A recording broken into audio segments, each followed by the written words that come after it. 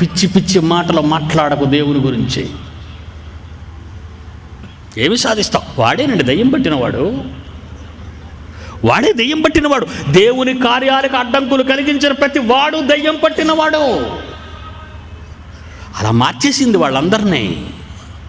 సిలువ వేయండి ఎన్ని, సిలువ వేయండి ఎన్ని. ఆయన ఏం చేశాడు? కళ్ళు ఇచ్చినందుక, అన్నం పెట్టినందుక, 5 రొట్టెలు 2 చేపలతో 1000 మందిని కూర్చోబెట్టి వడ్డించినందుక చెప్పమంటున్నావు? నీ కూతురు చచ్చిపోతే, నీ కొడుకు చచ్చిపోతే విధవరాలను దయదలిచి నీ కొడుకును బ్రతికించినందుకు అతను చెప్పమంటున్నావు? పుట్టుకతో నీ కళ్ళు లేక ప్రపంచం అంతా చీకటిని తెచ్చుకున్న అందుడికి కళ్ళు ఇచ్చినందుకు ఆయన చెప్పమంటున్నావు? కుంటివాడికి కాళ్ళు ఇచ్చినందుక, చెవిటివాడికి మూగవాడిని మాట్లాడించి వినిపింపజేసినందుకు అతను చెప్పమంటున్నావు? దయ్యము పట్టింది సమాజానికి, ఘట సర్పం పట్టింది సమాజానికి. అదృశ్య రూపం. మీరు పోరాడినది శరీరులతో కాదు. ఎఫెసీ పత్రిక 6వ అధ్యాయం 12వ వచనం.